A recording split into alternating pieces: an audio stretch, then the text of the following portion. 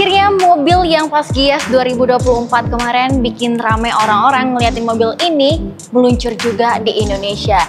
Nah, kali ini ada beberapa tambahan dari yang versi ditampilin di Gias kemarin. Apa aja perbedaannya? Yuk simak terus video ini.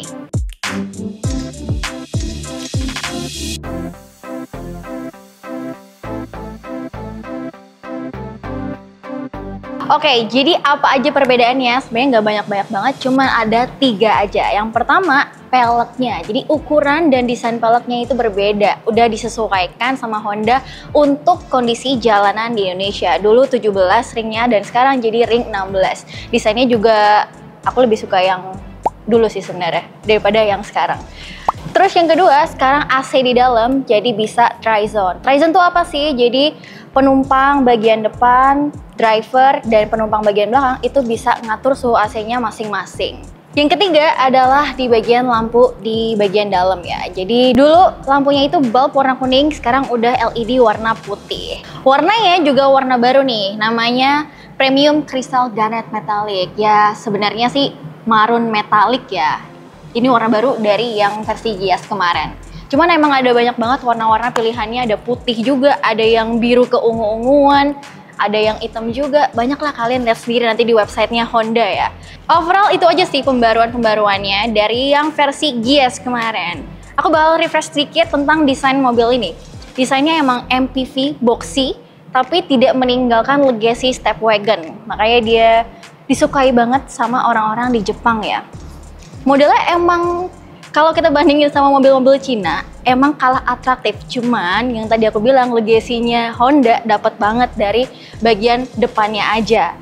Emang dimensi mobil ini juga gede ya. Bisa dibilang dia panjangnya lebih panjang dibanding Foxy dan Serena. Panjangnya dia 4,8 sedangkan Foxy itu di 4,6, Serena 4,7. Lebih panjang kan? Kalau lebarnya ya hampir-hampir mirip, mereka di 1700-an. Waktu masuk tadi ya, begitu aku buka pintunya, ternyata pintunya itu hampir bisa dibuka 90 derajat guys. Lumayan banget dibukanya. Terus di dalamnya ini dominan emang warna hitam. Dari bawah karpet ke dashboard sampai ke atapnya hitam ya.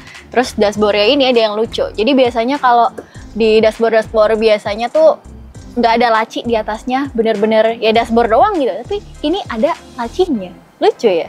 Udah bisa naruh handphone di sini, bisa naruh barang lagi di sini. Jadi kompartemennya lumayan lah ya di bagian depan sini. Nah, joknya juga nggak full kulit. Jadi tengahnya ini fabric, baru di sekelilingnya kulit. Terus armrestnya juga sendiri-sendiri ya, bisa diatur. Nah, di tengahnya juga ada kompartemen lagi buat nyimpan-nyimpan receh, nyimpan-nyimpan barang, lumayan banget. Lalu di bagian head unitnya ini cukup simple ya, informasi-informasi yang ada di sini. Pilihan-pilihannya cuman ada langsung Apple CarPlay, Android Auto, settings, Bluetooth, radio. Nah, biasanya kalau sekarang di mobil Cina emang banyak adas-adas pengaturannya di sini ya kan. Tapi di sini bener-bener nggak ada. Jadi adasnya ya diaturnya dari setir ataupun lewat speedometer gitu. Beralih ke bagian bawahnya sedikit. Nah, ini AC-nya udah bisa diatur kan. Ini buat driver. Terus ini buat penumpang bagian depan. Nah, kalau dipencet rear control-nya dipindah, ini buat ngatur AC di bagian belakang. Untuk transmisinya, ini modelnya tinggal dipencet-pencet aja, cuman untuk yang reverse-nya ini ditarik. Jadi seakan-akan beneran kita mau mundur kan, narik ke belakang gitu. Ini juga udah electronic parking brake. Nah, ini mode Econ-nya. Terus ada brake hold-nya di sini. Nah, kita lanjut ke bagian row keduanya. Karena wheelbase mobil ini kan lumayan panjang ya, sekitar 2890-an.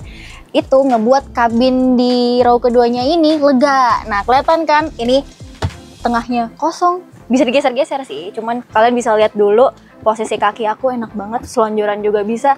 Karena udah bisa otoman juga. Nah, tinggal pencet sini di sebelah kanan dan kiri ya.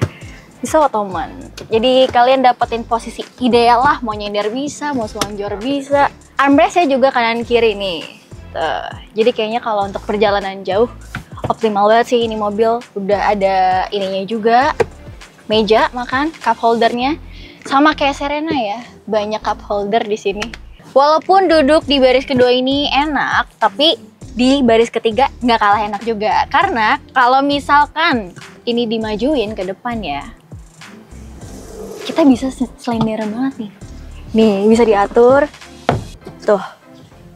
Enak banget kan? Jadi posisi row kedua enak, di baris belakang juga nggak terlupakan gitu. Dan di sini juga udah lengkap karena cup holder lagi-lagi di kanan kiri ada 2 masing-masing, terus di belakang juga ada USB port, USB-C. Ada lighter juga, satu di sebelah kiri. Nah, sekarang kita buka gudangnya mobil ini karena ini mah bagasinya bukan gede lagi, ini udah gede. Nah, lihat kan, ini posisi row ketiganya aja masih kebuka guys, belum kelipet. Kalau kelipet, ini makin gede lagi ruang kapasitas bagasinya. Gampang nih, tinggal ditarik aja, majuin dikit, simpen. Tuh, rata lantai kan? Bisa menampung sekitar 900-an liter lah kira-kira. Aku coba masuk ya, biar kasih lihat ke kalian gedenya segede apa gitu. Tuh, gede banget ya. Nah, ini kan kalau Serena bisa dibuka kacanya doang. Kalau mobil ini harus full dibuka bagasinya. Jadi kalau rumah kalian bagasinya, garasinya emang sempit, nggak bisa. Mobil ini memerlukan garasi yang gede.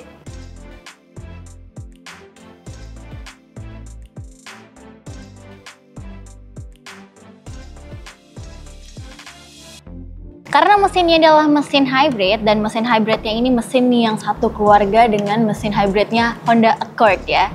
Jadi dia pakai motor listrik dan juga mesin bensin. Nah, tenaga mesin bensinnya itu di 143 PS dan torsinya 175 Nm. Lebih lagi tenaganya ada di bagian motor listriknya karena tenaganya 184 PS dan torsinya nggak main-main 315 Nm.